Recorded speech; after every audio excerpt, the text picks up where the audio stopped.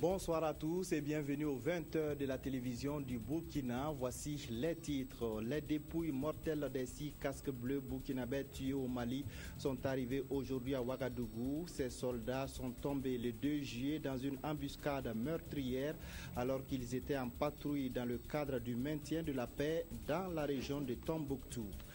La Banque mondiale prête plus de 51 milliards de francs CFA au Burkina Faso. Ces fonds serviront au financement de projets de développement dans le domaine du commerce et de la santé. Et puis, que devient le projet de réhabilitation de l'avenue qui passe devant l'hôpital Yalgado Ouedraogo? Une convention de 18 milliards de francs CFA avait été signée en avril 2013 avec la BOAD pour la reconstruction de cette voie. Mais depuis, le chantier n'a jamais démarré. Les dépouilles mortelles des 6 casques bleus burkinabés tués dans le nord Mali sont arrivées aujourd'hui à Ouagadougou en début d'après-midi. Le Premier ministre burkinabé, ministre de la Défense nationale et des anciens combattants, a rendu hommage à ces combattants morts pour la paix. Les 6 soldats ont été décorés par les autorités maliennes à titre posthume. Jacques Lamissa, Tarpaga. Les 6 soldats burkinabés morts au Mali il y a une semaine sont remis à leur patrie. Morts pour la paix, ils reçoivent ce jeudi après-midi les hommages des autorités burkinabées avec en premier plan le ministre de la Défense, Isaac Zida. Pour le chef de la mission multidimensionnelle intégrée des Nations Unies pour la stabilisation du Mali, MINUSMA, cette attaque n'est pas normale et des mesures vont être prises. This was not a normal terrorist act. This was a killing of our soldiers. C'était pas un acte normal terroriste, c'était un vrai assassinat de notre soldat. And we will of course take the necessary precautions to avoid that happening again. Et on va faire les précautions pour éviter de refaire le même acte. Le chef d'état-major général des armées du Burkina est allé lui-même galvaniser les troupes sur place au Mali. Et ce coup dur n'entame pas l'engagement du Burkina à aller au front. Ce drame nous rappelle la permanence du danger dans des situations comme celle du Mali, en mission de paix, où sont déployés un bataillon burkinabé. Et bientôt nous allons encore déployer un autre. Et ces hommes ont été formés pour ce genre de mission. Et j'ai pu trouver à chacun d'eux des hommes et des femmes qui ont le sens de leur devoir et ils sont déterminés à poursuivre leur mission. Le Mali, pour lequel ces soldats ont donné leur vie en particulier, est reconnaissant. Ils ont tous reçu la décoration de la Croix de la valeur militaire, la plus haute distinction à titre posthume dans l'ordre militaire malien. Cette énième attaque contre des soldats de l'ONU lui rappelle de rendre plus opérationnelles ces troupes. Il est important d'inclure dans notre renforcement de nos propres capacités des observateurs militaires. Et cela appelle ce mandat à non seulement avoir des hommes et des femmes mieux entraînés, des hommes et des femmes mieux équipés, des hommes et des femmes mieux préparés. Les soldats décédés seront inhumés vendredi. Les 5 blessés, eux, sont en soins au Sénégal. Ils sont hors de danger. Le soutien de la haute hiérarchie militaire au contingent burkinabé de la MINUSMA basé à Tombouctou au Mali, le chef d'état-major général des armées s'est rendu sur place pour encourager les troupes qui ont perdu 6 éléments le 2 juillet lors d'une attaque de leur convoi par des djihadistes. Le général Pingrenoma Zagré a aussi rendu visite aux autorités de Tombouctou. Adama Koulibaly. Aéroport de Tombouctou. C'est là qu'est basé le gros du contingent burkinabé au Mali avec des détachements à Ber et Goundam. C'est justement sur l'axe Goundam-Tombouctou qu'une embuscade a coûté la vie à 6 casques bleus burkinabés le 2 juillet dernier. Un drame qui sans doute a affligé toute la troupe. Quand il y a eu aussi le bilan, nous leur avons dit, ils ont été énormément affligés, mais c'est la vie du soldat. On devait être fort, solidaire pour continuer cette mission. Par cette visite, le chef d'état-major général des armées est allé soutenir les troupes en cette situation dramatique et surtout échanger sur leurs difficultés. Je suis venu témoigner à l'ensemble du personnel du bataillon déployé ici dans le cadre de l'aménagement, la compassion et le soutien de l'ensemble de leurs frères d'armes du Burkina Faso et de l'ensemble des plus hautes autorités du Burkina Faso. Le secteur ouest, une fois et demie plus grand que le Burkina, celui dans lequel est basé le contingent burkinabé, compte plus de 3000 hommes de plusieurs nationalités et est placé sous le commandement du général Daniel Sidiki Traoré. Une visite chez le gouverneur de la 6e région du Mali, dont Tombouctou est la capitale, a permis au chef d'état-major de prendre l'ampleur de la situation, mais aussi de recevoir la compassion du peuple malien. Le contingent burkinabé, fort de 800 hommes, est surtout une troupe opérationnelle chargée de la sécurité des sites, des patrouilles ou encore des escortes. Le gouvernement, à travers un communiqué, a salué la mémoire des 6 soldats tombés au Mali. Il informe par ailleurs qu'un recueillement sera organisé demain 10 juillet à partir de 8h30 au camp général Aboubakar à Sangoulé-Lamizana, suivi de prières et de l'inhumation au cimetière de Gounguin. Le président du Faso, invité à prendre part à la 3e édition du Forum Afrique-Inde à New Delhi en octobre prochain. L'invitation indienne donc est arrivée à Kosiam aujourd'hui par l'intermédiaire du ministre indien de l'Agriculture. Les questions agricoles et le renforcement de la coopération bilatérale étaient également au centre des échanges. On écoute le ministre indien à sa sortie d'audience.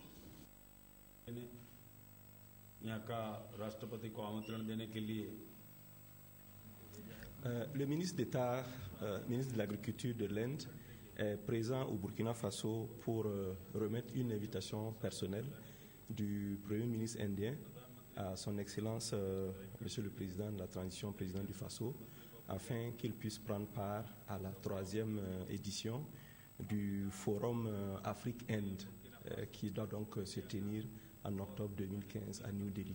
On envoie donc son envoyé spécial pour remettre ce message très important au président du Faso. Cela est donc la preuve que nous accordons une importance capitale à notre relation, à notre coopération avec non seulement le Burkina Faso, mais également avec l'ensemble du continent africain. Et puis face à la situation nationale marquée par des tensions entre le régiment de sécurité présidentiel RSP et le Premier ministre Yacouba Isaac Zida, le président du Faso va s'adresser à la nation ce soir. Michel Kafando va faire le point de l'état des négociations entreprises pour résoudre la question. La suite du journal, elle se présente comme un examen de passage des établissements publics de l'État. La 16e session de l'Assemblée générale des EPE a débuté ce matin à Ouagadougou. Les travaux se tiennent sous la présidence du chef du gouvernement et ont pour finalité d'étudier les rapports de gestion et de faire des recommandations pour plus d'efficacité dans la gouvernance de ces structures. Le point avec Bouma Ernest Nédier. La 16e session de l'Assemblée générale des établissements publics de l'État EPE se tient cette année sous le thème « Comment optimiser la communication au sein des EPE ». À travers ce thème, l'objectif recherché est de créer les conditions de synergie d'action au sein et entre les établissements publics de l'État afin d'optimiser la portée de notre action. Cette thématique symbolise une invite à approfondir la réflexion pour faire de la communication un outil efficace pour l'accompagnement plutôt de nos EPE dans l'accomplissement de leur mission de service public. Au cours de cette assemblée qui s'étend sur 2 jours, il sera essentiellement question de l'examen des rapports de gestion des conseils d'administration, des rapports d'activité et des états financiers de l'exercice 2014 des EPE. D'un point de vue général, la gestion des établissements publics est satisfaisante, mais cela étant, il y a quand même des préoccupations, des marges d'amélioration. Parce qu'on constate qu'il y a eu une baisse donc, des recettes par rapport à 2013, mais dans le même temps, il y a eu une augmentation des charges. Le Premier ministre, qui a salué le succès de la mise en œuvre des recommandations de la précédente session de l'Assemblée générale des EPE, dit attendre des recommandations pertinentes à l'issue des travaux de la présente Assemblée générale. Retour à présent sur le voyage officiel du chef du gouvernement en Côte d'Ivoire. Yacouba Isaac Zida a mis à profit son séjour pour visiter des infrastructures socio-économiques au rang desquelles le port autonome d'Abidjan et la maison du Burkina en chantier. Le Premier ministre s'est également rendu à l'ambassade et au consulat du Burkina. Le point avec Ali Doubadini et Viviane Tiendrebego. C'est un fait qui n'émeut plus les habitués du port autonome d'Abidjan. Il faut faire avec les embouteillages à l'entrée comme à la sortie. La situation devrait changer dans un peu plus de 48 mois. C'est ce qu'affirment les autorités du port autonome d'Abidjan qui comptent lancer en septembre les travaux de modernisation et d'agrandissement de leurs infrastructures. Comme nous, on n'a pas de port, donc on considère que le port d'Abidjan est notre port. Voilà. Alors, à ce niveau, nous avons été très satisfaits parce que nous avons vu qu'il y a des gros investissements qui sont en projet, qui sont en train de vouloir étendre ce port. Et vous comprenez bien que s'ils vont mettre 500 milliards de francs pour étendre ce port, ce n'est pas pour la Côte d'Ivoire, c'est pour le Burkina aussi. Et depuis 2011, le volume des exportations et des importations du Burkina Faso par le port d'Abidjan est passé de 500 000 à 1 200 000 tonnes par an. Dans un peu plus d'une année, les Burkinabés qui passent par Abidjan pourront effectuer un tour à la maison du Burkina. Sur le chantier de sa construction, tous travaillent à sortir de terre le bâtiment de 15 étages avec 2 sous-sols. Nous n'avons pas arrêté le chantier parce qu'il y a eu des difficultés financières. Au programme de ses visites au plateau, le Premier ministre est rendu à l'ambassade du en Côte d'Ivoire. Le chargé d'affaires assurant l'intérim lui a parlé entre autres de l'exiguïté des locaux de l'ambassade. Après la chancellerie, c'est le personnel du consulat qui a reçu le Premier ministre. Yacouba Isaac Zida a pu voir dans quelles conditions il travaille pour faciliter la vie des Burkinabés résidant en Côte d'Ivoire. Ils sont essentiels pour les relations internationales entre États. Les privilèges et immunités diplomatiques ne doivent cependant pas être utilisés de manière abusive.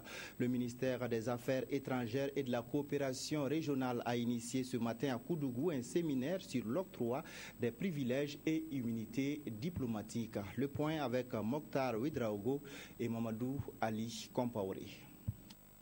Les États entretiennent entre eux depuis la Grèce antique des relations en toute sécurité et en toute quiétude. Cela se perpétue de nos jours à travers les immunités et les privilèges de tout genre accordés aux diplomates. Les privilèges et les immunités, de manière globale, on les rassemble sous ce double vocable pour désigner le fait de soustraire des diplomates en poste, de manière générale, à l'autorité.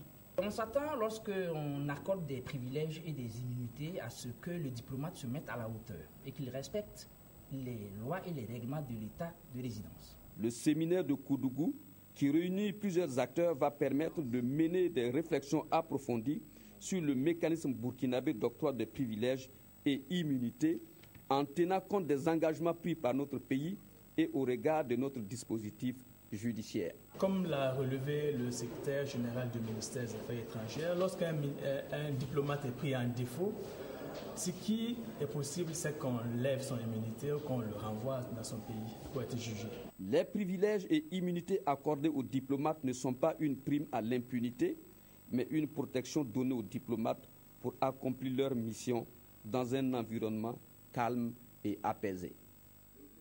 La Banque mondiale et le Burkina Faso ont signé hier 2 conventions de prêt de plus de 51 milliards de francs CFA.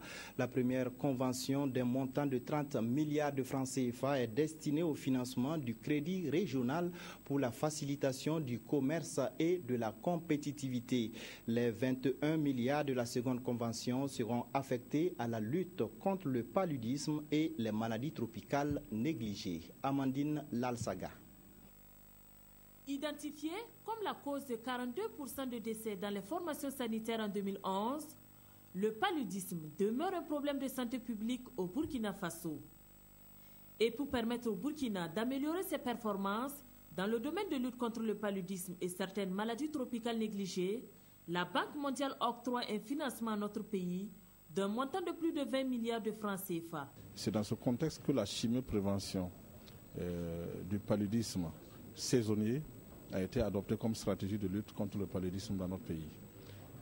Vous êtes d'accord avec moi qu'une nouvelle stratégie commande une mobilisation de ressources conséquentes pour pouvoir lutter contre le fléau. Outre les questions de santé publique, l'intégration sous-régionale est dans le viseur de la Banque mondiale. L'institution financière vient de donner un coup de pouce au Burkina Faso avec 30 milliards de francs CFA. Une somme qui servira au renforcement des relations commerciales entre le pays des hommes intègres et son voisin, la Côte d'Ivoire. Ces 30 milliards serviront à professionnaliser le secteur des transports de marchandises et à améliorer le système de dédouanement au niveau du port et au niveau de la douane à Ouagadougou ici. Le financement de ces deux appuis est octroyé sous forme de prêt. Les secrétaires généraux des ministères réfléchissent sur l'opérationnalisation des transferts de compétences et des ressources de l'État aux collectivités territoriales. La rencontre se tient à Kombisiri sous l'égide du ministère en charge de l'administration territoriale. Le point avec Marguerite Douagneau. Les premiers transferts de compétences depuis l'adoption en 2004 du Code général des collectivités territoriales sont intervenus en 2009 et n'ont concerné que 4 domaines dits prioritaires que sont l'éducation, la santé, l'approvisionnement en eau potable et la culture, et seules les communes en ont bénéficié. Toutefois, les acquis engrangés depuis ont fini par convaincre définitivement le gouvernement qui a adopté en juillet 2014 21 décrets portant modalités de transfert des compétences et ressources de l'État aux collectivités territoriales. La rencontre de ce jour a pour but de définir les grandes orientations pour l'opérationnalisation du transfert en vue de passer à une autre étape. Nous envisageons qu'au cours, n'est-ce pas, de ce deuxième semestre-là de l'année, nous puissions terminer et faire en sorte que d'ici à la fin de la transition, nous puissions véritablement avoir tous les éléments qui nous permettent de dire que nous passons les témoins à de nouvelles autorités qui savent où aller véritablement en matière de décentralisation. Pour la Banque mondiale qui accompagne le gouvernement burkinabé dans sa politique de décentralisation, le transfert des compétences et des ressources est indispensable pour une gestion durable dans les collectivités territoriales. Nous attendons une feuille de route qui va tracer le chemin de la mise en œuvre effective de l'opérationnalisation de la décentralisation. Et nous croyons, nous avons beaucoup d'espoir. La rencontre de ce jour réunit les secrétaires généraux des départements ministériels à compétences transférées et les ministères en charge de la tutelle technique et financière du processus de transfert des compétences et des ressources aux collectivités territoriales. Elle est sans doute l'une des avenues les plus redoutées par les usagers de la route à Ouagadougou. Toujours encombrée, l'avenue qui passe devant l'hôpital Yalgado Ouedraogo est le théâtre de nombreux accidents de la circulation. Pour sa réhabilitation, une convention de 18 milliards de francs CFA avait été signée en 2013 avec la BOAD. Que devient cette convention? À quand le début des travaux? Des éléments de réponse avec Jean-Emmanuel Ouedraogo. Pare-choc contre pare-choc, c'est l'image quotidienne sur cette avenue qui passe devant l'hôpital Yalgado Ouedraogo. Les embouteillages ici, c'est à toutes les heures de la journée et à chaque jour son lot d'accidents. Ce vendeur de chaussures est aux premières loges pour assister à ce triste spectacle. De lundi au vendredi, la circulation est dangereuse. Il y a trop d'embouteillages. Il y a des accidents très graves, même ça ne dépasse pas un mois. On a croyé un vieux ici jusqu'à il a perdu la vue.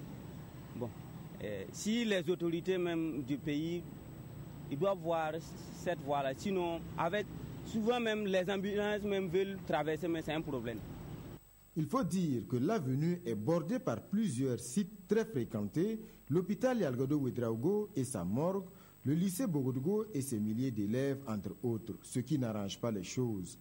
La situation aurait cependant dû changer depuis longtemps.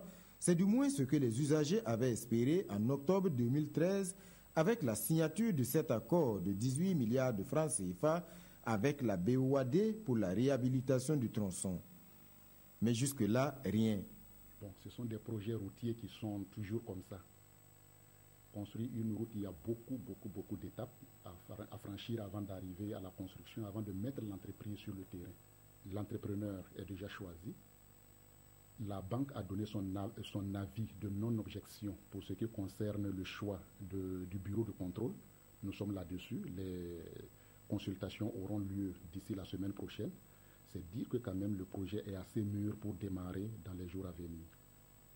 Sur les papiers, Le projet a fière allure. Il combine efficacité et esthétique.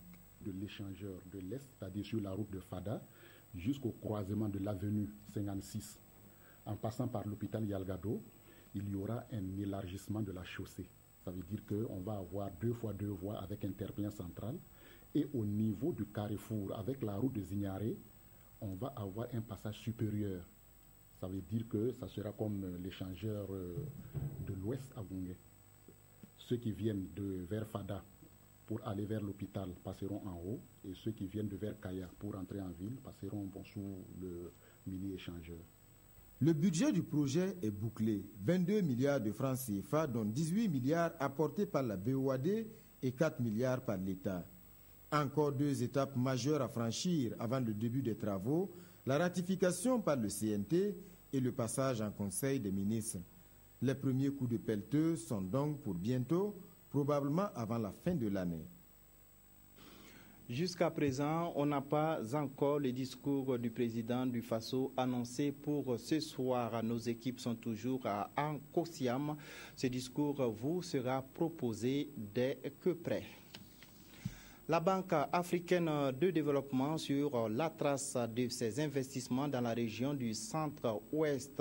Elle finance la réalisation de forages et de latrines dans cette partie du pays avec l'appui technique du ministère en charge des ressources hydrauliques et de l'assainissement. Nathalie Kaoré. C'est depuis 2008 que le projet d'approvisionnement en eau potable et assainissement en milieu rural a été lancé. Dans les localités du centre-ouest bénéficiaires de ce projet, des forages, des latrines familiales et des latrines collectives sont en cours de réalisation. Pour ce qui est des latrines familiales, nous pouvons évaluer autour de 65%. Et au niveau des forages, là le taux est autour de... Nous pouvons dire que nous avons bon espoir et une grande satisfaction. Satisfaction pour le bailleur de fonds, la Banque africaine de développement qui a fait le projet à hauteur de 25 milliards de francs CFA. Nous sommes à 6 mois de la fin du projet, 5-6 mois, donc nous en sommes satisfaits. Ce que nous voulons dire aujourd'hui, c'est que nous devons redoubler d'efforts pour que les ouvrages qui restent à terminer le soient dans les délais. Ici, dans la localité de Poix, la construction d'une quarantaine de latrines familiales est presque achevée. Avant, on était obligé d'aller en brousse pour faire nos besoins. Mais grâce à ces latrines, cela ne se fera plus. En plus, on va disposer de fumures organiques pour améliorer nos rendements agricoles. Les travaux avancent bien certes, mais les visiteurs sont inquiets face à certains constats tels que cette promiscuité entre ce forage et cette retenue d'eau. Concernant les latrines familiales, il est souhaitable que leur plan de construction tienne compte des personnes âgées, personnes à mobilité. La revue de presse pour terminer, les quotidiens ont largement commenté le départ du Premier ministre avant la fin du Conseil des ministres d'hier mercredi. Abdoul Rasmane Zongo. Hier, dans la matinée, notre confrère du journal L'Observateur, le Premier ministre, le lieutenant-colonel Yacouba Isaac Zida, a en effet quitté la salle du Conseil des ministres vers 11h30 et suivi 10 minutes plus tard, poursuit notre confrère, par le ministre de la Sécurité, le colonel Denis Auguste Bari. L'Obs confirme ainsi le départ précipité de Yacouba Isaac Zida du Conseil des ministres.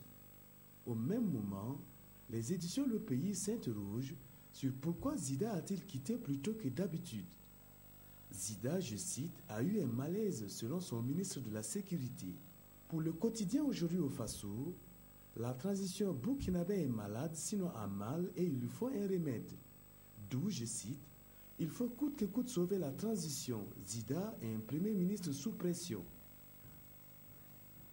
Le journal Le Soir se contente tout simplement de faire remarquer des délibérations sans Zida.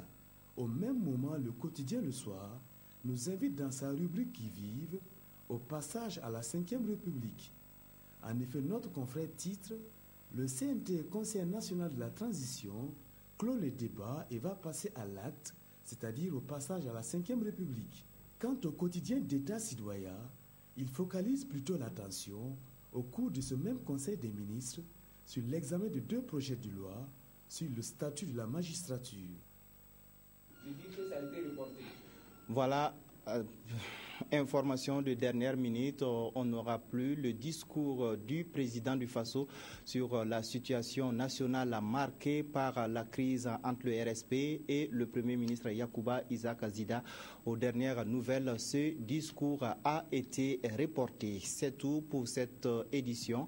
Merci de nous avoir suivis. Restez en compagnie de nos programmes.